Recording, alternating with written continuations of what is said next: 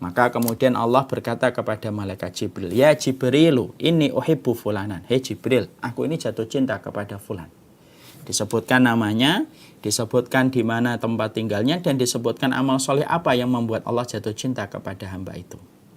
Lalu Allah memberikan amaran dan perintah. Fahibbuhu, cintailah dia wahai Jibril. Maka Jibril kemudian fayuhibbuhu. Disebutkan dalam riwayat itu fayuhibbuhu. Jibril mencintai orang yang dicintai oleh Allah. Tidak hanya berhenti di situ, fayunadi fi ahli sama. Kemudian Jibril turun dari arasnya Allah mengumumkan kepada seluruh penduduk langit dari kalangan malaikat yang mengisi lorong-lorong di langit dan berdesak-desakan mereka berada di langit. Malaikat Jibril berkata, "Innallaha yuhibbu fulanan fa'ahibbuhu fayuhibbunahu." Maka malaikat Jibril membuat pengumuman, "Hei seluruh para malaikat, sesungguhnya Allah memberitahukan kepadaku bahwasanya Allah telah jatuh cinta kepada fulan. Namanya fulan bin fulan, amalannya ini.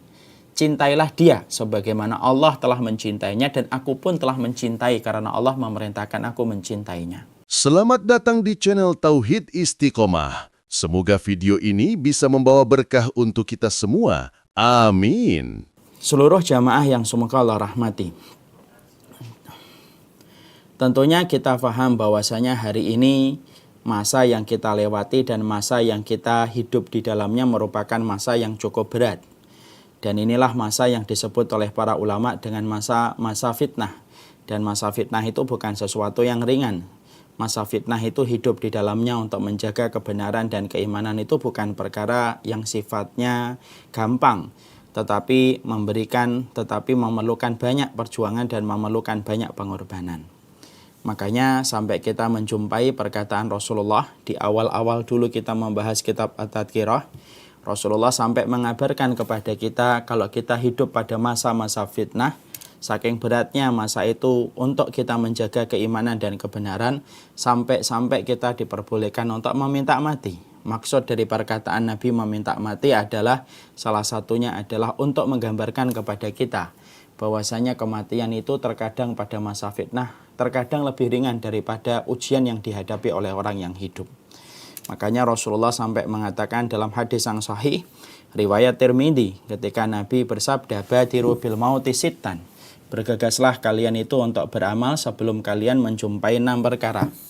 Yang pertama imra'atus sufaha, yang kedua kasratus syarat, yang ketiga be'ul hukmi, yang keempat istighfafan bidami, yang kelima qati'atur rahimin, yang keenam wa nas'an yatakhidunal qur'ana mazamira yuqaddimunahu rajul yughanihim bil qur'an wa in kana aqalluhum fikhan. Makanya Rasulullah sampai mengabarkan ketika masa fitnah itu sudah datang dan merambah pada kehidupan manusia pada masa itu, maka Nabi sampai mengabarkan dengan lisannya, bergegaslah kalian itu minta mati kalau kalian itu sudah menjumpai 6 perkara. Artinya meminta mati itu artinya bukan betul-betul hakikatnya minta mati, tapi untuk mengabarkan betapa beratnya kehidupan iman pada masa itu. Itulah yang dimaksudkan oleh perkataan Rasul. Maka Nabi mengatakan bahwasanya kalau kalian sudah melihat 6 perkara. 6 perkara itu apa? 1. Orang-orang yang mereka itu menjadi pemimpin tetapi tidak pernah mengetahui tentang kitabullah dan sunnah dan mereka bodoh terhadap kitabullah dan sunnah. Yang kedua kasratus syarat, yaitu adalah banyaknya orang-orang yang mereka membantu kezaliman dengan memakai cemeti dan cambuk yang mereka miliki. Yang ketiga be'ul hukmi, jual beli hukum tajam ke bawah tetapi tumpul ke atas. Kemudian yang keempat istighfafan bidami, orang gampang untuk membunuh karena persoalan-persoalan yang kecil dan recehan tetapi mengalirkan darah. Kemudian qati'atur rahimin, yang kelima yaitu adalah masa ketika orang gampang putus silaturahmi hanya karena masalah-masalah yang tidak penting dan bukan krusial.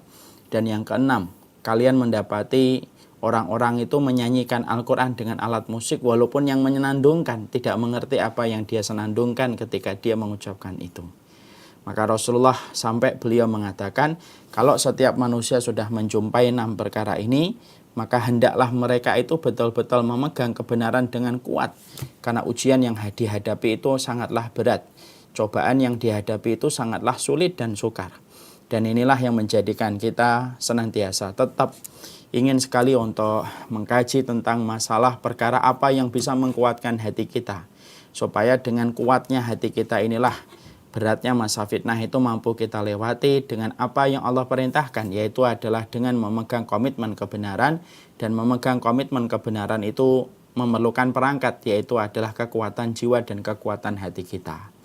Dan kita membahas kitab At-Tadhkirah, sebenarnya kitab ini bukan hanya kitab yang mengajarkan kita supaya kita memahami kematian, bukan hanya itu saja. Tapi sebenarnya kitab ini untuk mengkuatkan kita, bahwasanya kehidupan kita ini ada dua. Ada kehidupan yang terbatas pada kehidupan di dunia ini, ada kehidupan yang kedua, yaitu adalah kehidupan yang kita akan temukan ketika kita berpindah ke alam barzah dan berpindah ke alam akhirat. Dan inilah yang menjadikan kita mempelajari kitab At-Tadhkirah, karena kitab ini sekali lagi bisa menjadi nutrisi bagi hati kita, sekali lagi bisa menjadi nutrisi bagi jiwa kita, untuk mengkuatkan karakter keimanan kita pada hati dan jiwa kita. Karena hidup pada masa fitnah bukan sesuatu yang gampang, hidup pada masa fitnah bukan sesuatu yang ringan, tetapi sesungguhnya berat dan memerlukan kekuatan hati dan jiwa.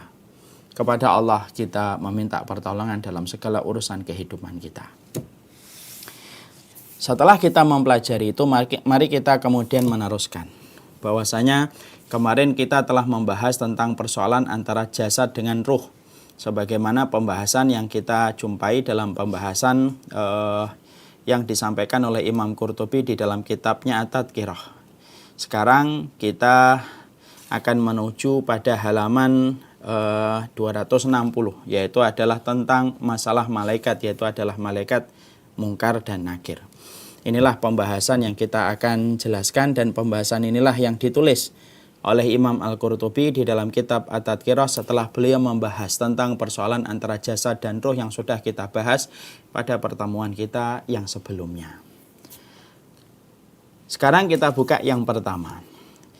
Ketika kita membahas tentang masalah Mungkar dan Nakir, tentunya saya akan membahas secara umum dulu. Saya akan membahas tentang malaikat dulu secara umum, baru kita nanti akan membahas tentang masalah malaikat Mungkar dan Nakir. Yang pertama yang kita bahas adalah mengimani malaikat itu merupakan bagian dari keimanan. Dan ini merupakan pokok dari keimanan dan merupakan syarat sahnya keimanan. Makanya siapapun yang mereka tidak mengimani malaikat, maka sesungguhnya dia telah kufur dari agama Allah dan dia telah keluar dari agama Islam ketika dia tidak mengimani terhadap eksistensi keberadaan para malaikat yang Allah atur dan Allah terangkan di dalam kitabullah dan sunnah. Fadil. Makanya Allah kemudian menyampaikan pada surat An-Nisa 136, "Wa may yakfur billahi wa malaikatihi wa kutubihi wa rusulihi wal yaumil akhir faqad dhalla dhalalan ba'idah." Maka Allah kemudian menyampaikan pada surat An-Nisa 136, barang siapa yang kufur kepada Allah dan kufur kepada para malaikat dan kufur kepada kitab-kitabnya Allah dan para rasul-rasulnya Allah dan hari kemudian, maka sesungguhnya orang itu telah sesat sesat-sesatnya dan jauh dari petunjuknya Allah Subhanahu wa taala. Ini yang pertama. Jadi mengimani malaikat itu merupakan bagian dari pokoknya keimanan kita kepada Allah Subhanahu wa taala, itu adalah mengimani malaikat. Jadi malaikat itu walaupun tidak kelihatan oleh kasat mata, ketika malaikat itu tidak mampu kita lihat dengan mata telanjang, tetapi kita menggunakan fungsi iman, yaitu menjangkau sesuatu yang tidak bisa dijangkau oleh mata dan akal kita, bahwasanya malaikat itu ada dan kita wajib mengimaninya. Dan itulah yang Allah sampaikan pada surat An-Nisa 136. "Wa may yakfur billahi wa malaikatihi wa kutubihi wa rusulihi wal yaumil akhir faqad dhalla dhalalan ba'idah." Makanya kalau ada orang yang mengaku dirinya muslim tetapi dia tidak sama sekali mengimani tentang keberadaan malaikat karena mungkin logikanya, akalnya tidak mampu menjangkau tentang itu, maka sesungguhnya ini merupakan perkara yang bisa membatalkan keimanan dan membatalkan keislaman. Tentunya kita harus paham, kalau kita telah mengetahui bahwasanya mengimani malaikat itu merupakan bagian dari keimanan seorang hamba, maka tentunya ini merupakan perkara yang sudah disepakati para ulama. Berarti kita tidak boleh salah satunya ketika kita sudah mengimani para malaikat itu bercanda-canda lalu mengolok-ngolok dengan maksud bercanda tentang keberadaan malaikat. Ini sesuatu yang harusnya kita hindari. Karena apa? Karena sesungguhnya mengolok-olok tentang sesuatu yang menjadi pokok itu tidak diperkenankan di dalam akidah Ahlussunnah. Segala sesuatu ada aturannya. Bukankah main bola ada aturannya? Bukankah kita main basket ada aturannya? Maka sama ketika kita memiliki keimanan kepada Allah, maka sesungguhnya ada peraturannya. Ada aturan yang harus kita selalu perhatikan. Dan salah satu yang kita perhatikan ketika kita telah mengimani para malaikat, maka kita tidak diperkenankan untuk mempergunakan bahan olok-olokan kita dan bahan bercandaan kita, lalu menggunakan konten dan materinya dari malaikat-malaikat yang sejatinya harus kita imani dan harus kita agungkan, sebagaimana itu perintahnya datang dari Allah dan Rasulnya.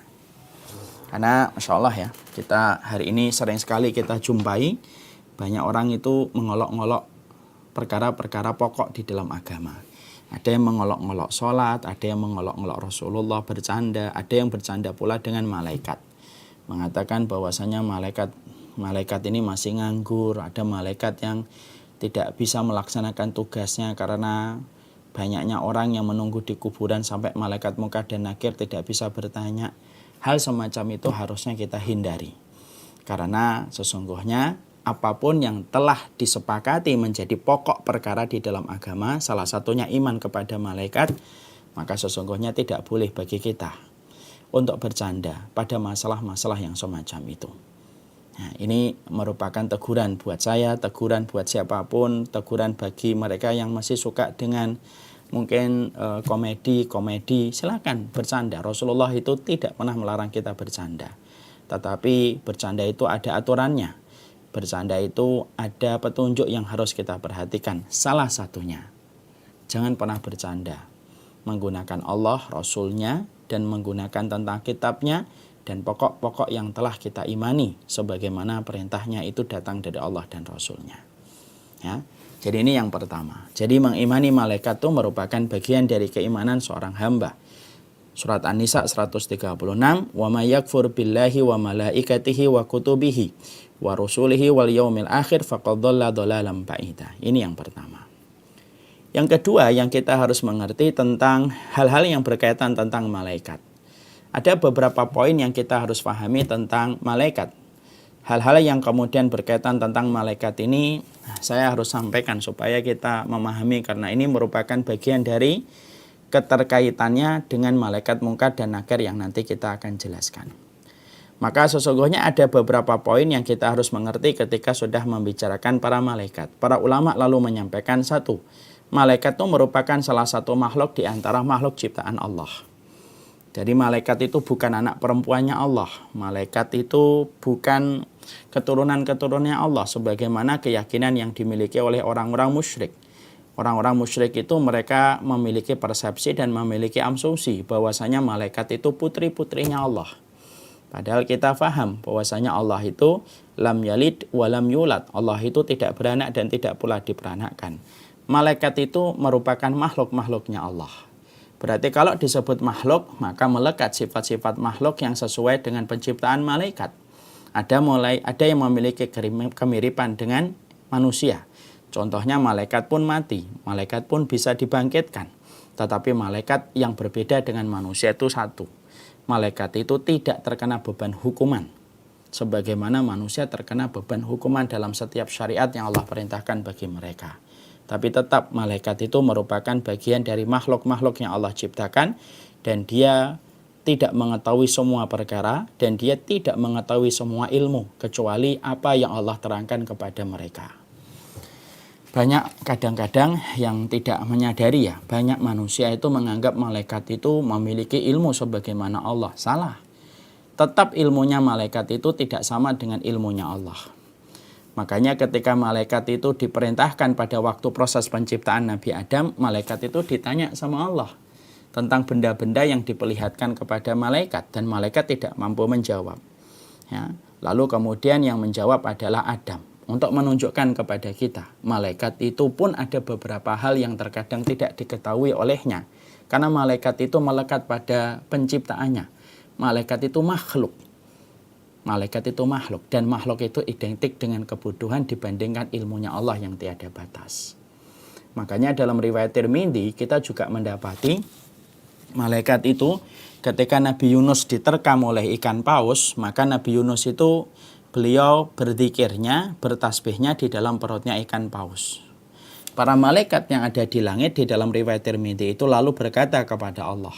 Karena malaikat itu biasanya mendengar zikirnya Nabi Yunus pada satu tempat yang mereka sudah kenal.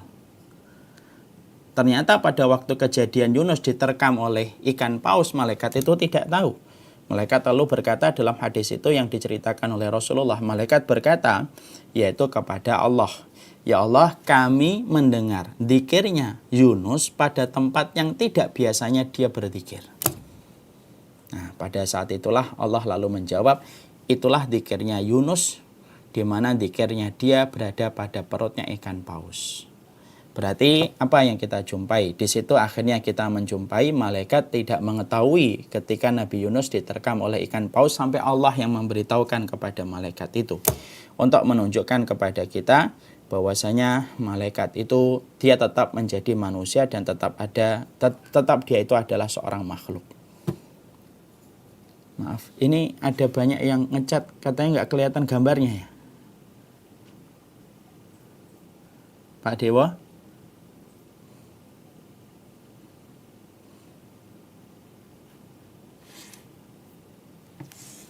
Kelihatan Ustaz? Kelihatan ya? Saya terlihat gambarnya, mungkin posisinya harus vertikal bukannya horizontal. Oh gitu. Miring. Terlihat Ya. Ustaz? Alhamdulillah. Ya udah. Kita lanjutkan. Yang kedua di antara hal yang kita ketahui tentang malaikat itu adalah malaikat itu Allah menciptakan mereka untuk beribadah kepada Allah sebagaimana jin dan manusia. Cuma malaikat tidak terkena beban hukuman sebagaimana jin dan manusia. Kalau jin dan manusia terkena beban hukuman, makanya Allah memberikan kepada jin dan manusia itu adalah hisab yang Allah akan timpakan kepada mereka ketika nanti dikumpulkan di padang mahsyar. Beda dengan malaikat.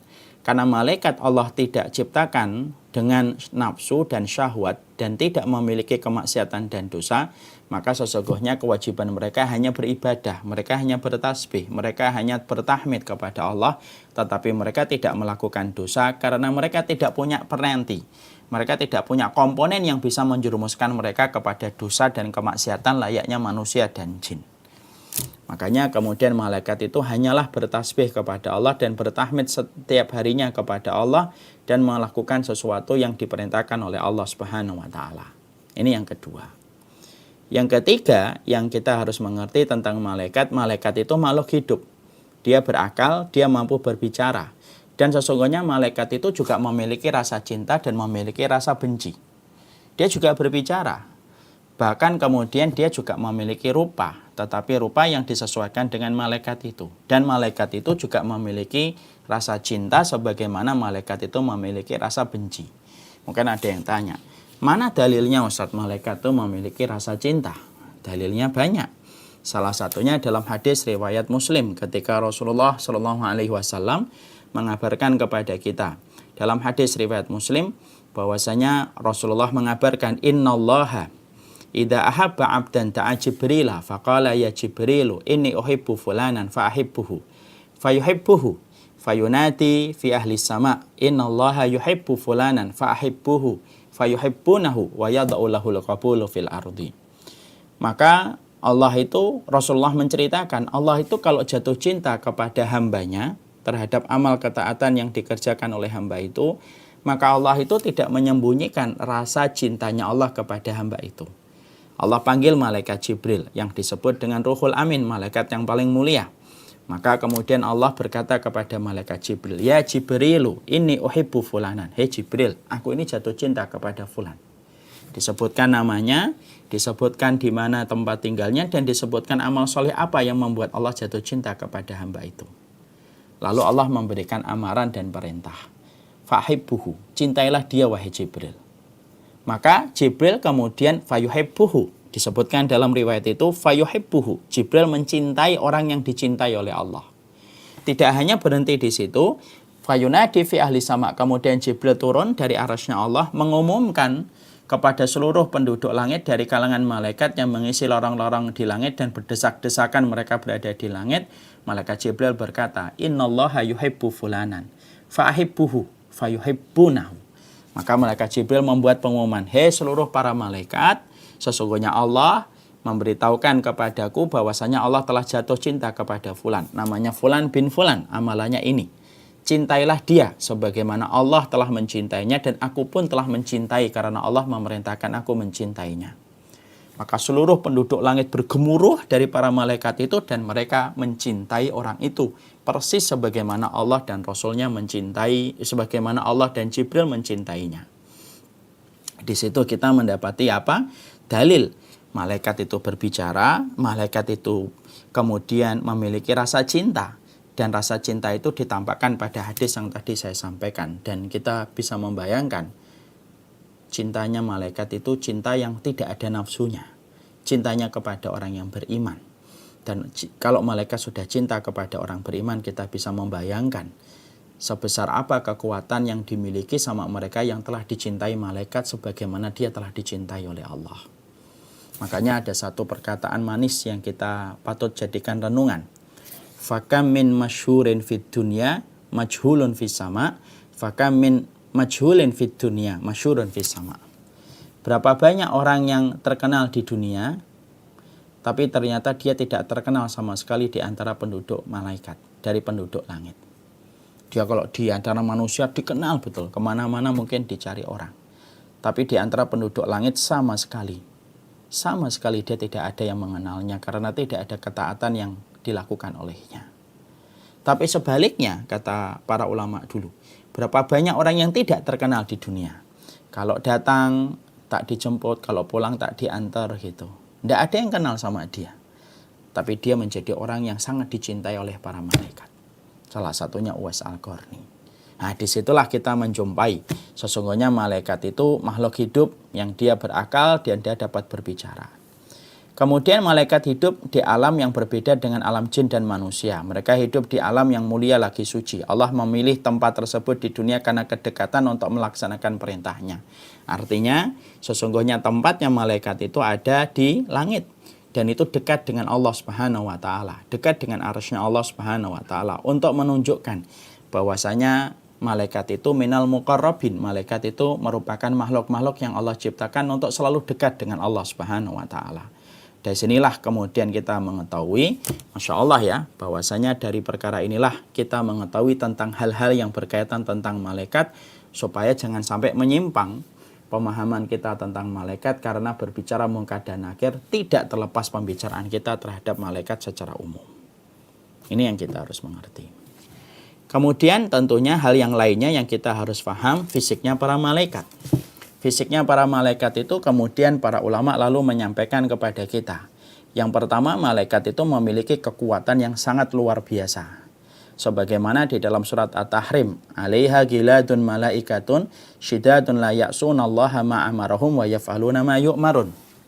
Di atas neraka itu ada para malaikat yang kasar, keras dan tidak ada yang mendurhakai Allah terhadap apa yang diperintahkan oleh Allah dan mereka selalu mengerjakan apa yang diperintahkan. Saking kuatnya para malaikat itu, maka sampai batu-batu di neraka pun tidak akan membuat mereka kesakitan. Sampai api pun tidak membuat mereka kesakitan. Sampai tingkat adab yang pedih pun tidak akan membuat mereka kesakitan. Karena apa? Karena malaikat itu sejatinya mereka diciptakan oleh Allah dengan kekuatan yang jauh berjuta-juta kali lipat daripada kekuatan yang dimiliki oleh manusia. Ya, itulah malaikat. Makanya kalau sampai bercanda dengan malaikat itu sebenarnya kita tidak tahu kepada siapa kita sedang bercanda.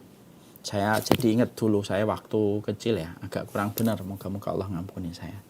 Dulu saya kalau mendengar kilat dan guntur, gemuruh guntur kilat gitu, halilintar gitu, saya berkata ini malaikat sedang bermain kelereng ini. Nah, ini tentunya hal semacam ini tidak diperkenankan bercanda atas nama malaikat. Tentunya kita paham halilintar, kemudian kilat itu sebenarnya adalah para malaikat yang sedang bertasbih kepada Allah Subhanahu wa taala. Makanya Masya Allah sampai kita mendapati salah satu sunnahnya kita kalau doa itu apa? Kalau mendengar kilat itu, Subhanalladzi yusabbihu ra'du bihamdihi wal malaikatu min khifatihi. Maha suci Allah yang dengan Maha Suci Allah, yang para malaikat dan para petir itu bertasbih kepadanya karena takutnya mereka kepada Allah. Nah, itu menjelaskan kepada kita tentang kekuatan yang dimiliki oleh para malaikat itu luar biasa. Itulah kekuatan para malaikat. Yang kedua, para malaikat itu mereka tidak makan dan mereka tidak minum. Nah, sebagaimana kisah yang kita jumpai ketika mereka datang kepada Nabi Ibrahim. Hal ataka hadisu dhaifi Ibrahim al-mukramin iddakhalu alaihi faqalu salama qala salamun qaumun munkarun faraga ila ahlihi faja'a bi ijlin samin faqarrabahu ilaihim qala la ta'kulun fa'ujasa minhum khifatan qalu la takhaf. Jadi ketika malaikat itu mendatangi Nabi Ibrahim, maka dalam bentuk manusia, berarti malaikat itu bisa berwujud kepada wujudnya manusia. Sebagaimana malaikat datang kepada Nabi Lot, sebagaimana malaikat datang kepada Nabi Ibrahim, sebagaimana malaikat pernah datang kepada Rasulullah ketika bertanya tentang apa itu iman, apa itu ihsan, apa itu Islam. Berarti malaikat itu berwujud manusia. Dan sesungguhnya para malaikat itu mereka tidak makan dan minum walaupun mereka berwujud manusia. Makanya dalam kisah Ad-Dariyah, salah satu kisah terbaik itu ketika Nabi Ibrahim didatangi malaikat, maka Nabi Ibrahim itu langsung keluar dari rumahnya dan kemudian Nabi Ibrahim langsung menyembelih sapi, Masya Allah.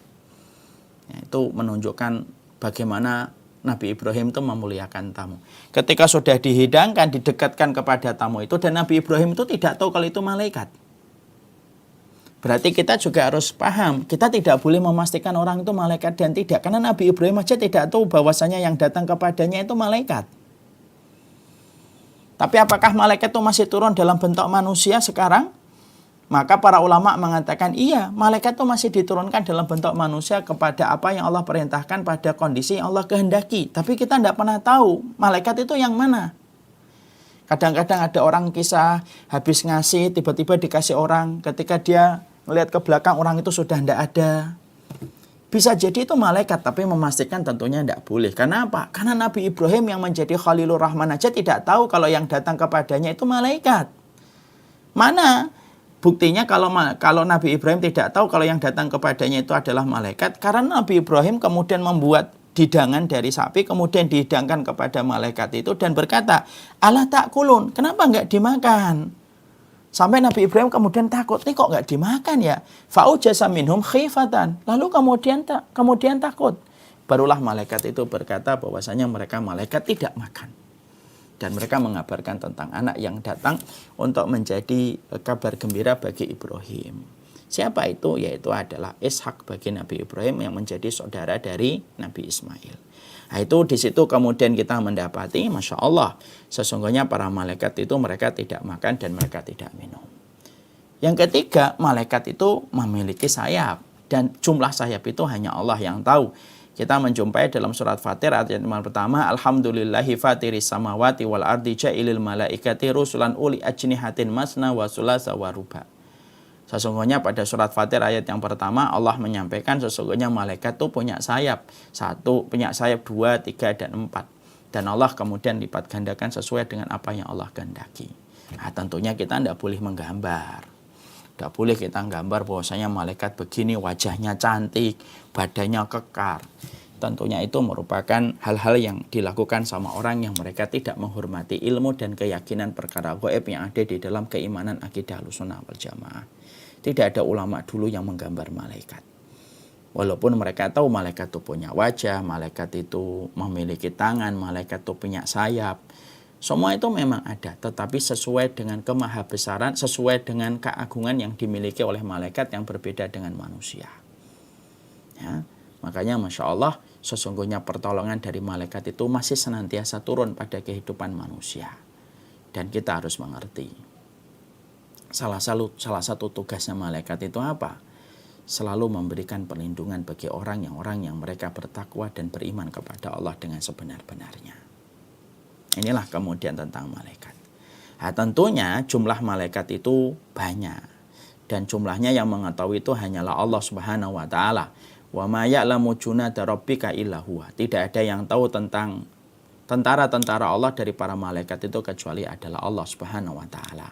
Adapun yang disampaikan oleh Allah kepada kita, Munkar, Nakir, Raqib, Atid, Israfil, Jibril, Mikail itu hanya beberapa. Tapi yang disebutkan itu tidak mewakili semuanya.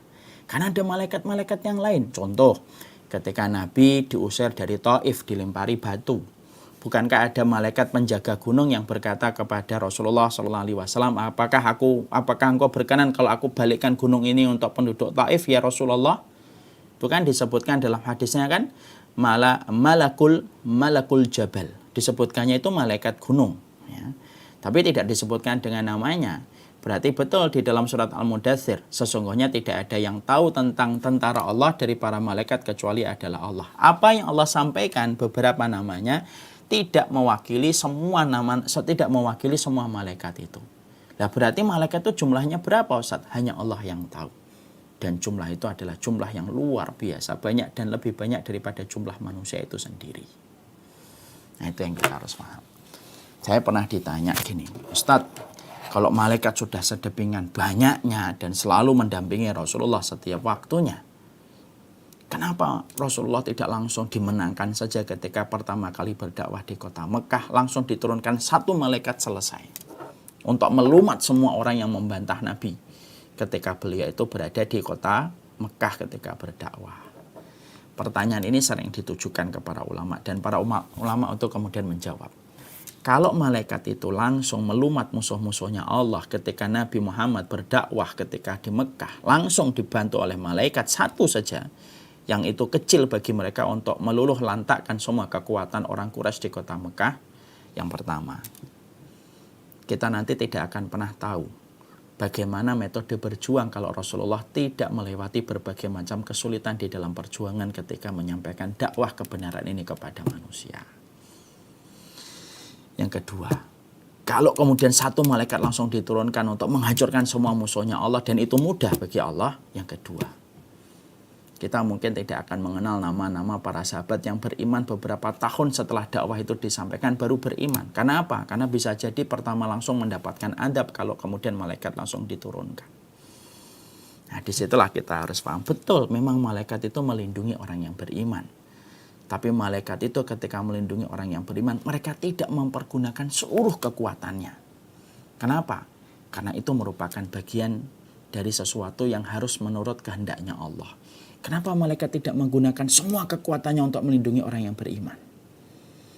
Nanti akhirnya tidak ada sebuah nilai kesabaran pada perjuangan kalau malaikat yang turun tangan. Nah, disitulah kita akhirnya paham bahwasanya malaikat itu ketika membantu orang yang beriman, ketika menolong orang yang bertakwa, itu hanya mempergunakan seujung kuku dari kekuatannya. Dan tidak memakai seluruh kekuatannya. Kalau memakai seluruh kekuatannya, seluruh para manusia itu langsung luluh lantak dan lumat ketika mereka menjadi musuhnya Allah dan kebenaran. Ini yang kita harus paham. Setelah kita kemudian mengetahui tentang malaikat ini, mari kita membahas tentang Munkar dan Nakir. Di antara nama malaikat yang disebutkan di dalam hadis, dari apa yang disampaikan oleh Rasulullah SAW dalam sebuah riwayat, yaitu adalah riwayatnya dari riwayat Tirmidzi, yaitu adalah malaikat yang bernama Munkar dan Nakir. Nah, tentunya malaikat Munkar dan Nakir ini kita harus paham. Malaikat Munkar dan Nakir itu namanya yang memberikan adalah Allah. Maka kita mengikuti apa yang disampaikan oleh Allah. Dan kemudian ada beberapa sifat yang diterangkan oleh Allah, oleh Rasulullah ketika membicarakan tentang Munkar dan Nakir. Makanya salah satu hal yang kita harus paham, Munkar dan Nakir itu berwarna biru dan berwarna, yaitu adalah berwarna biru dan hitam. Jadi Munkar dan Nakir itu di antara mereka ada yang berwarna hitam, di antara mereka ada yang berwarna biru. Ya, yang mana yang biru dan mana yang hitam tidak dijelaskan secara terperinci. Ketika kita membaca dalam satu riwayat Rasulullah SAW dalam hadis riwayat Tirmidzi, "Idza kubiral mayyitu aw qala ahadukum atahu malakani aswadani asraqani yuqalu li ahadihima al-munkar wal akhir an-nakir." Ya. Rasulullah SAW menyampaikan apabila mayat itu sudah dikuburkan, ya, maka sesungguhnya dia akan didatangi dua malaikat hitam dan biru, salah satunya Munkar dan yang lainnya adalah Nakir. Nah, itu disebutkan bahwasanya Munkar dan Nakir itu berwarna hitam dan biru. Birunya biru apa Ustaz? Biru muda atau biru dongker, biru laut atau biru apa yang lainnya, gradasi. Allah yang tahu. Hitamnya hitam apa? Hitam pekat atau hitam apa? Hitam metalik atau apa? Hanya Allah yang tahu. Tapi yang jelas bahwasanya di situ kita menjumpai Munkar dan Nakir itu merupakan malaikat yang ditugaskan oleh Allah untuk memberikan fitnah, untuk memberikan ujian dan cobaan pada waktu manusia ketika mereka pertama kali menginjakkan kaki di alam barzakh. Ya. Makanya kemudian kita mendapati bahwasanya Munkar dan Nakir ini menggantikan malaikat rahmat dan malaikatul adab setelah mereka menyerahkan ruh itu kepada liang lahat. Jadi saya sudah pernah sampaikan kan, gerakan malaikat itu sangat harmonis antara satu malaikat dan malaikat kalau kita mengumpulkan banyak riwayat hadis. Ya. Jadi kalau ada orang meninggal dunia, ini misalnya saya ilustrasikan, ini orang ketika meninggal dunia. Ketika akan meninggal dunia datang serombongan malaikat. Serombongan malaikat ini yaitu adalah kalau yang dicabut ini adalah orang yang beriman, maka yang datang ini adalah malaikatur rahmah dan malaikatul maut. Malaikatul rahmah membawa dua barang, kain kafan dari surga dan minyak wangi dari surga. Yang turun yaitu malaikat maut. Ini sudah sering saya sampaikan. Yang turun malaikat maut.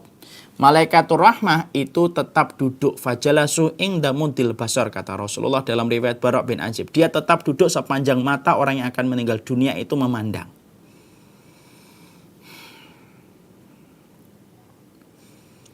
Maka dia tetap melihat. Maka malaikat maut yang pertama kali kemudian melaksanakan tugasnya. Ini rangkaian dari harmonisasi gerakan malaikat yang teratur. Dan mereka betul-betul teratur mereka. Dicabut tugas yang pertama kali yang melaksanakan tugasnya malaikat maut. Tek, dicabut. Ya, setelah dicabut, selesai tugasnya malaikat maut. Lalu kemudian yang menyambut ruhnya, karena ruh sudah berpisah dari jasadnya, kemudian yang menyambutnya adalah malaikat rahmat. Lalu dikafani dengan kafan dari surga, kemudian dikasih minyak wangi dari surga. Naik ke langit pertama, langit yang kedua, langit yang ketiga, langit yang keempat, kelima, 6, 7. Berhenti di 7. Lalu kemudian Allah menyampaikan kepada malaikatur rahmah, aiduhu ilal ardi. Kembalikan dia ke bumi, karena di situ aku menciptakan dan di situ akan membangkitkan kembali kedua kalinya. Malaikatur rahmah membawa kembali seteruh itu. Dari asalnya dari bawah ke atas, balik lagi ke bumi. Lalu kemudian disemayamkan dan disatukan kembali dengan jasadnya. Di pertemuan kemarin kita sudah bahas. Setelah kemudian sudah selesai dan kumpul lagi dengan jasadnya, tetapi rohnya lebih dominan daripada jasadnya, apa yang terjadi? Setelah itu malaikat rahmat selesai tugasnya. Mereka kemudian berpisah. Datanglah malaikat Munkar dan Nakir sebagaimana hadis riwayat Tirmidzi. Jadi gerakannya itu harmonis. Tek, tek, malaikat maut tek nyabut, malaikat rahmah menyambut. Kemudian dibawa ke langit yang ketujuh. Kemudian diturunkan langit, kemudian dari langit yang ketujuh ke kuburannya. Kemudian setelah disatukan kembali, malaikat rahmah sudah selesai. Dia tinggalkan lagi. Makanya kemudian manusia sempat dia merasa sendirian ketika baru diletakkan pertama kali di alam barzakhnya. Dia sendirian dia. Lalu kemudian pada saat dia sendirian itulah kemudian datanglah malaikat. Datanglah malaikat Munkar dan Nakir menggantikan tugasnya malaikat rahmah dengan tugas yang berbeda. Kalau malaikat rahmah mengiringi, menemani dari bawah sampai ke langit yang ketujuh dan kembali ke kuburannya. Kalau malaikat Munkar dan Nakir selesai. Kemudian malaikat Munkar dan Nakir menggantikan. Lalu kemudian inilah yang kemudian kita dapati di dalam riwayat bahwasanya mayit atau salah seorang kalau sudah dikuburkan didatangi malaikat hitam dan biru dan itu adalah Munkar dan Nakir. Lah malaikat Munkar dan Nakir kemudian ngapain? Maka kemudian mereka akan berdua bertanya tentang Rasulullah, tentang seorang laki-laki yang dihadirkan oleh Munkar dan Nakir. Nah, ini sudah pernah kita bahas. Fadil? Maka akan kemudian didatangkan kemudian oleh malaikat, yaitu kemudian Munkar dan Nakir. Dan mereka kemudian Munkar dan Nakir itu, mereka akan berdua itu akan bertanya tentang Rasulullah. Yang apabila bisa menjawabnya, maka kuburannya akan dilapangkan seluas 70 hastah. Mari kita perhatikan hadisnya dalam riwayat Tirmidzi. Ketika Munkar dan Nakir itu menggantikan posisi dari malaikat rahmat, maka kemudian malaikat Munkar dan Nakir itu langsung bertanya. Dia tidak bertanya, kok tidak bertanya tentang sholat Ustaz, nggak bertanya tentang sedekahnya, nggak bertanya tentang hajinya. Ini belum tentang hari pengadilan. Alam barzah itu bukan hari pengadilan, bukan hari hisab, bukan hari penghitungan. Sesungguhnya alam barzah itu belum masuk kepada hari penghitungan dan belum masuk kepada hari pengadilan Allah. Alam barzah itu terminal Pertama, untuk menunggu sebelum datangnya hari kiamat. Itu terminal yang Allah buat yang akan dilewati setiap manusia. Makanya pertanyaan malaikat Munkar dan Nakir tidak bertanya tentang sholat, tidak bertanya tentang puasa, tidak bertanya kapan kamu riya, enggak. Mereka cuma bertanya tentang satu pertanyaan sederhana. Salah satunya yaitu adalah mereka bertanya tentang Rasulullah. Dihadirkan wajah Rasulullah Shallallahu Alaihi Wasallam oleh malaikat Munkar dan Nakir, lalu kemudian ditanyakan kepada orang yang baru saja mendarat di alam kuburnya. Lalu kemudian orang itu menjawab, ia adalah hambanya Allah, dia adalah Rasulnya Allah, aku bersaksi tidak ada Rabb yang berhak disembah kecuali Allah dan Muhammad adalah utusan Allah. Kalau dia orang yang beriman, ketika hidupnya selalu menyelaraskan hidupnya dengan Rasulullah, maka betul-betul dia nanti menjawab, ini Rasulullah. Walaupun selama hidupnya tidak pernah berjumpa dengan Nabi. Karena itu berangkat dari sebuah ayat yang diterangkan dalam surat Ibrahim yang ke-27. Yusabbitullahu alladhina amanu bil qawli tsabit fil hayati dunya wa fil akhirah. Allah teguhkan perkataan orang yang beriman dalam kehidupan dunia dan di akhirat. Salah satu mana akhirat itu ketika di alam barzah. Dia langsung menjawab, ini Muhammad bin Abdillah, Muhammadullah, Muhammad abduhu wa rasuluhu. Ya, dia langsung menjawab, kenapa? Seluruh yang dia lakukan ketika hidup mengikuti Rasulullah. Itulah yang menjadi modal terbesar dia untuk mengetahui bahwasanya orang yang ditanyakan Munkar dan Nakir kepadanya itu adalah Rasulullah Muhammad. Ya, Masya Allah ya. Makanya saya kan ngomong kan dulu dalam dua kajian kita sebelumnya saya berkata, keberadaan Nabi dalam kehidupan kita itu tidak main-main. Keberadaan Nabi dalam kehidupan kita itu perkara besar. Urusan mahsyar, urusan barzah itu tergantung bagaimana komitmen kita untuk ngikutin Rasul. Yang ditanyakan oleh malaikat Munkar dan Nakir itu simple. Dia nggak nanya sholatmu, nggak nanya puasa. Itu nanya sholat, puasa nanti di akhirat. Itu Allah sendiri yang langsung memeriksanya. Bukan malaikat. Malaikat tidak punya kapasitas untuk nanya. Masalah sholat, puasa, kemudian masalah riya, itu kapasitasnya Allah. Dalam pengadilan Allah ketika Allah mensifati dengan ayat yang kita baca, yaitu 17 kali dalam satu hari minimal. Maliki yaumiddin. Itu berarti bahwasanya yang memiliki hari pembalasan dari hari penghitungan itu Allah. Malaikat enggak ngitung. Malaikat itu enggak, yang memutuskan Allah. Lah malaikat Munkar dan Nakir ketika di kuburan itu enggak nanya tentang sholat, enggak nanya tentang puasa, riya, sedekahmu berapa, baktimu kepada orang tua bagaimana, enggak. Itu bukan tugasnya malaikat Munkar dan Nakir. Tugasnya malaikat Munkar dan Nakir itu memastikan dengan sebuah password pertama. Password ketika di alam barzah. Apa passwordnya? Mataqulu fi hadzal rajul. Kamu tahu nggak siapa orang ini? Diperlihatkanlah wajah Rasulullah SAW. Demi Allah, kata para ulama, tidak ada yang bisa menjawab itu kecuali orang-orang yang mereka itu selalu bersemangat mengamalkan sunnah Rasulullah pada kehidupan. Orang yang tidak mengenal Rasulullah kecuali nama, tidak akan bisa menjawab. Maka kemudian ketika dia akhirnya menjawab, itu adalah Muhammad abduhu wa rasuluhu, maka kemudian akhirnya malaikat Munkar dan Nakir berkata, sesungguhnya diluaskan kuburannya 70 kali 70 hasta dan diberikan penerangan yang asalnya gelap. Kan kita sudah belajar ya, sifat kuburan kan 3. 1, kuburan itu bicara kalau orang itu dimasukkan kepada kuburan itu. 2, kuburan itu, alam barzah itu memiliki celah sempit yang setiap orang baik kafir ataupun muslim akan melewati sempitnya celah itu. Kita sudah bahas. Yang ketiga, kuburan itu gelap.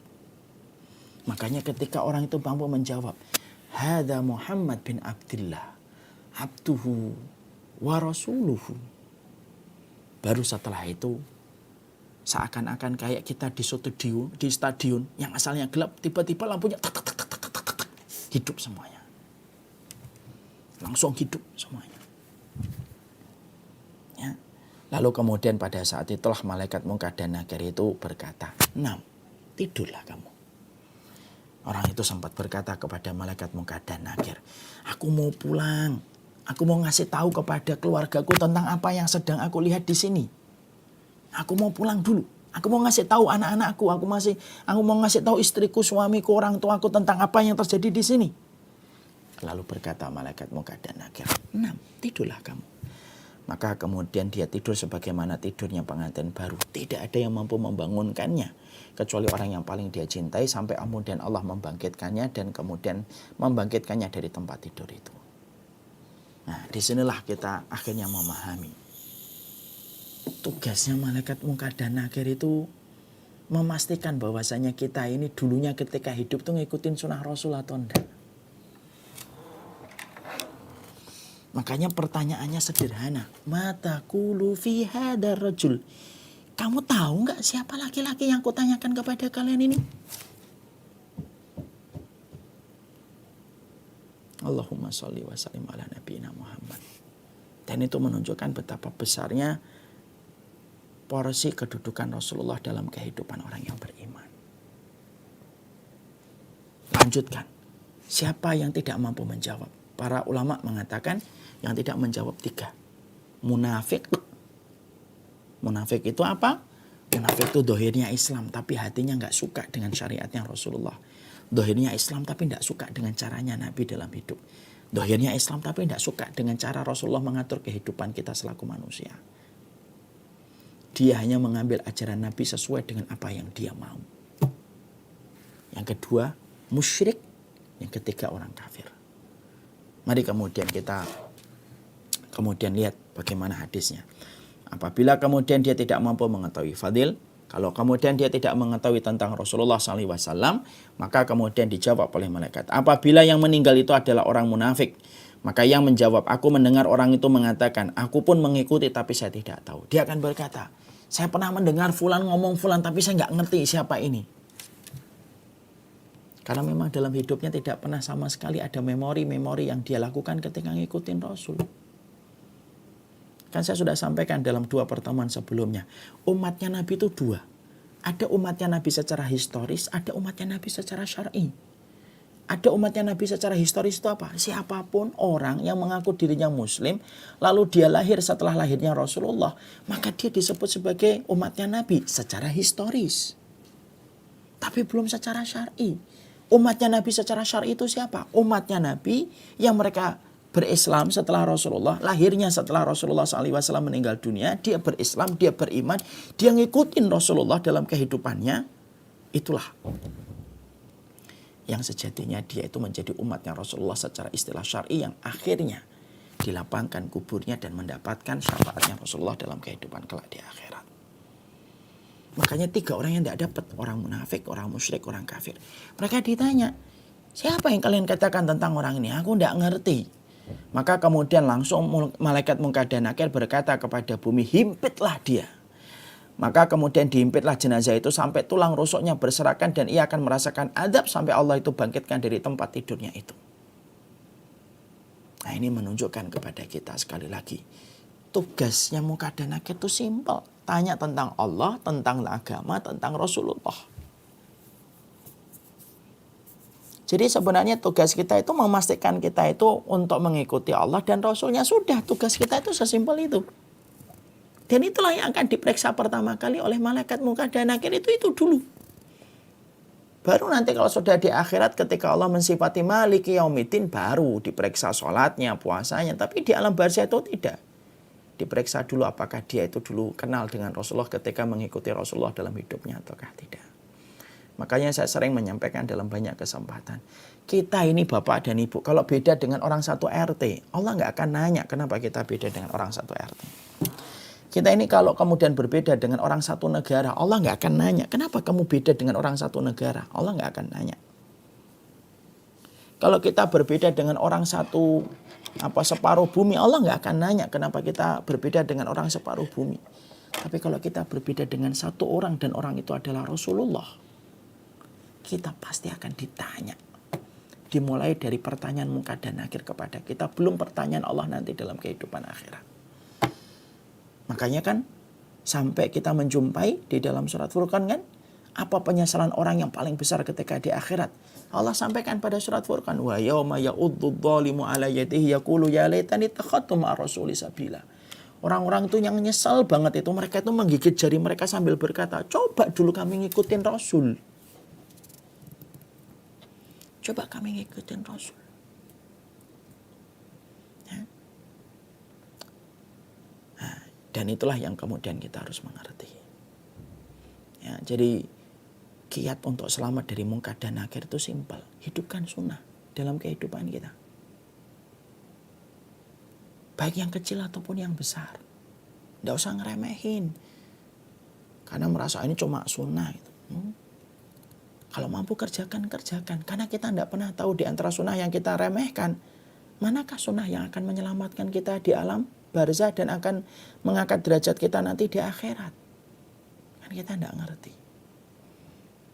Dan itulah sekelumit tentang mungkar dan nakir yang warnanya biru dan hitam yang diterangkan oleh Rasulullah dalam hadis riwayat Tirmidzi. Apa sih yang dibawa oleh malaikat mungkar dan nakir itu? Kemudian diterangkan di dalam satu riwayat, sesungguhnya malaikat mungkar dan nakir itu dia membawa, yaitu adalah alat pukul, yaitu mitrokoh, itu palu dari besi, untuk memukul siapa saja yang kemudian tidak mampu menjawab pertanyaannya. Sebagaimana dalam satu riwayat Bukhari diterangkan, ketika seseorang itu tidak mampu menjawab tentang laki-laki yang ditanyakan kepada mereka, yaitu adalah Rasulullah SAW, maka kemudian Rasulullah mengatakan, "Tsumma yudrabu bimitraqatin min hadidin darbatan baina udunaihi fayasihu sayhatan yasmauha mayyalihi ila tsaqalain." Maka Rasulullah SAW itu dengan sifatnya yang selalu benar dalam setiap ucapannya berkata, kalau malaikat mungkar dan nakir lalu bertanya tentang Rasulullah dan orang itu tidak mampu menjawab ketika di alam barzah, mereka sudah membawa mitraqah min hadidin. Mitraqah min hadidin itu palu dari besi. Nah, tentunya yang sesuai dengan besarnya malaikat. Kan tadi kita mengatakan malaikat kuat, berarti palunya itu sesuai dengan kekuatan yang dimiliki oleh malaikat. Maaf ya Pak, kita ini kalau bawa palu kan sesuai dengan kekuatan kita. Anak kecil kalau bawa palu, palunya yang kecil. Karena dia masih kecil. Atau terkadang palunya palu plastik. Karena dia kalau mau bawa palu besi, dia nggak kuat. Seiring kita berkembang ketika SD, kita palunya sudah palu besi tapi yang kecil. Semakin kita kuat, palunya semakin gede Pak. Tukang ban bawa palu yang tidak sama dengan palu yang biasa kita bawa. Kenapa? Dia harus memukul ban itu dengan palu yang besar. Semakin besar orang, itu semakin palunya itu semakin besar. Kalau kita tadi diterangkan di awal-awal bahwasanya malaikat itu gede, berarti palunya jangan difahami dengan palunya kita. Tapi palu yang sesuai dengan fisiknya malaikat itu. Dan Nabi mengatakan bimitraqatin min hadidin. Dalam riwayat Bukhari, Nabi mengatakan dengan palu dari besi. Yang mana kalau orang itu tidak bisa menjawab ketika ditanya, mata qulu fi hadza rajul? Apa yang kalian tahu tentang laki-laki ini? Ketika dia mengatakan pada saat itulah kata Rasulullah, summa yudrabu bimitraqatin min hadidin baina udunaihi. Di antara dua telinganya. Kepala berarti. Kan Rasulullah mengatakan baina udunaihi. Di antara dua telinganya. Di antara dua telinga itu berarti kepalanya. Fayasihu sayhatan yasmauha man yalihi ila tsaqalain. Lalu kemudian dia berteriak dengan teriakan yang begitu keras yang didengarkan orang di sekitarnya. Kecuali dua, jin dan manusia. Tsaqalain itu artinya jin dan manusia. Makanya sampai kita dapetin ya, para ulama salaf itu Pak, kalau mereka itu ngelewatin kuburan, kadang mereka bawa kuda, kadang bawa binatang, onta, kambing gitu. Lalu mendapati kuda onta mereka itu kemudian bergerak-gerak gitu kalau ngelewatin kuburan, langsung para ulama-ulama dulu langsung berlindung dari azab kubur. Karena apa? Orang-orang itu dari orang-orang soleh terdahulu itu berkata, jangan-jangan binatang-binatang inilah yang mendengar tentang siksaan azab kubur yang tidak didengarkan oleh dua makhluk, yaitu jin dan manusia. Maaf ya Pak dan Ibu, kadang-kadang hewan itu lebih sensitif pendengarannya daripada kita. Kalau kekuatan kita ini mendengarkan antara 250 sampai 3000 MHz. Lebih dari itu sudah nggak bisa kita dengar. Makanya banyak binatang di atas muka bumi ini yang kemampuan mendengarnya itu ribuan MHz lebih daripada kita. Makanya sampai kita kan mendengar, kata Rasulullah, kalau kalian mendengar suara ayam berkokok, bertasbihlah karena dia melihat malaikat. Kalau ada suara anjing menggonggong di tengah malam, bertawudlah karena dia melihat setan datang. Gitu. Mereka itu terkadang lebih sensitif. Bahkan dalam satu riwayat Bukhari diterangkan, setiap binatang melata kalau hari Jumat. Musikhah itu kalau bahasa ininya itu pendengarannya itu lebih sensitif kalau hari Jumat. Jadi binatang melata itu kalau hari Jumat dia pendengarannya sensitif. Kenapa? Karena mereka tahu hari kiamat itu ditegakkan pada hari Jumat. Makanya kondisi pendengaran binatang melata dalam dohir hadis yang disampaikan Nabi dalam riwayat Bukhari, dohirnya pendengaran binatang itu kalau hari Jumat itu lebih sensitif daripada hari-hari yang lain. Ya. Karena apa? Di sini di dalam hadis yang dalam Bukhari disebutkan fayasihu sayhatan yasmauha man yaliha illa saqalain. Karena Rasulullah SAW mengatakan kalau dia berteriak setiap habis dipukul sama kemudian malaikat, maka sesungguhnya teriakannya itu didengarkan oleh setiap makhluk kecuali jin dan manusia. Pertanyaan kita, mati atau tidak mati setelah dipukul? Dijawab oleh para ulama, tidak ada lagi kematian di dalam alam kubur. Sebagaimana di akhirat pun nggak ada mati. Makanya kan kita menjumpai dalam satu riwayat di dalam buku At-Tadhkirah disebutkan nanti pada waktu hari kiamat ketika sudah ditegakkan padang mahsyar, Allah itu memanggil salah satunya. Siapa yang dipanggil? Al-maut. Ainal maut. Maut mana maut? Maut itu mana? Maut datang diserupakan oleh Allah sebagaimana domba. Ngelewatin sirat kemudian disembelih oleh Allah. Setelah itu tidak ada lagi kematian. Tidak ada lagi kematian. Makanya penduduk neraka itu mintanya apa? Tidak minta muluk-muluk. Penduduk neraka itu mintanya mati. Itu pun tidak bisa. Kenapa? Mati sudah ditiadakan oleh Allah. Sama. Di dalam kubur itu ketika dipukul, maka tidak ada lagi mati. Dia akan merasakan kesakitan. Mana dalilnya dia tidak mati? Fayasihu sayhatan. Mereka teriak. Kalau teriak itu berarti identik mereka masih hidup. Berarti kita bisa bayangkan kan sakit separah apa yang dirasakan manusia ketika mereka di dalam kuburnya ketika dipukul dengan pukulan palu yang sedemikian kuatnya tapi tidak mati. Padahal kita sering menjumpai dalam kehidupan kita itu kalau ada orang sering sakit itu sering berkata gini, ya Allah sakitnya, ya Allah lebih baik mati aja. Karena mati itu istirahat sebenarnya. Bagi orang yang menderita sakit-sakit yang berat. Tapi di akhirat tidak ada lagi kematian. Dan itu kemudian disampaikan oleh Rasulullah dalam riwayat ini. Kemudian yang berikutnya yang kita juga harus mengerti adalah bagaimana malaikat Munkar dan Nakir itu bisa untuk memberikan ujian kubur kepada banyak orang, Ustaz. Dalam waktu yang sama. Maka disampaikan di dalam Imam Al-Qurtubi, kalau malaikat Munkar dan Nakir bisa bertanya kepada para mayat sekaligus, padahal kan yang mati dalam detik yang sama banyak, yang dikuburkan bareng-bareng itu kan banyak. Terus gimana malaikat? Berarti malaikat raqib atid itu banyak gitu jumlahnya. Imam Qurtubi lalu berkata, bukankah fisik mereka besar? Malaikat itu kan fisiknya besar. Kalau fisiknya besar, mereka bisa memasuki semua tempat dari liang lahat di atas muka bumi. Saking besarnya malaikat Munkar dan Nakir itu. Dan itulah jawaban dari Imam Qurtubi. Nah, inilah yang menjadikan akhirnya kita mengetahui. Inilah riwayat-riwayat yang kita dapatkan tentang malaikat dan apa yang berkaitan tentang malaikat Munkar dan Nakir. Tentunya pembahasan ini disampaikan oleh Imam Qurtubi karena apa? Sejatinya setiap dari kita pasti berjodoh untuk berjumpa dengan malaikat Munkar dan Nakir. Mau mukmin, mau kafir, mau musyrik, mau munafik, mau rajin sholat, mau ahli ibadah, semuanya pasti akan ketemu Munkar dan Nakir. Yang membedakan cuma satu. Pasca bertemu dengan Munkar dan Nakir itu ada dua.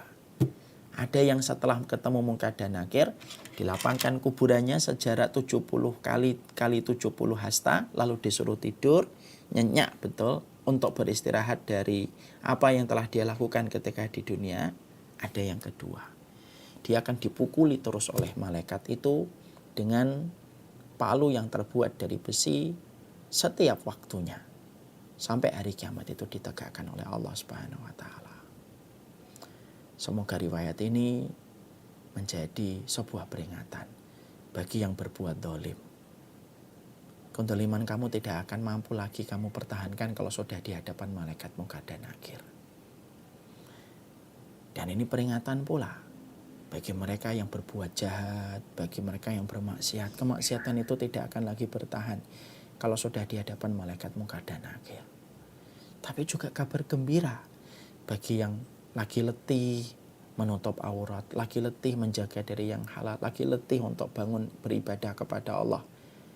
Ini nanti setelah kita ketemu malaikat munkar dan nakir, setelah letihnya kita mengikuti sunnah Rasulullah, kita hanya jawab satu saja. Ini adalah Muhammad, abduhu wa rasuluhu. Maka jawaban itulah yang akan membuat kita istirahat, sebagaimana pengantin yang baru tidur, sampai nanti hari kiamat ditegakkan oleh Allah Subhanahu wa taala. Wassallallahu ala nabiyina Muhammad. Semoga yang menyampaikan adalah orang yang paling berhak untuk mengambil ibrah dari apa yang dia sampaikan. Semoga Allah jaga saya secara pribadi dari amal-amal yang saya lakukan dan selalu menjaga saya dari amal kemaksiatan. Semoga keluarga yang saya cintai, keluarga saya, istri saya, anak-anak saya dijaga oleh Allah dari berbagai macam keburukan azab kubur. Dan semoga seluruh keluarga yang hari ini berkumpul dalam kajian Islam Madinah, kita diselamatkan oleh Allah pada kehidupan dunia dan kehidupan barzah dan akhirat kita. Wassalamualaikum warahmatullahi wabarakatuh.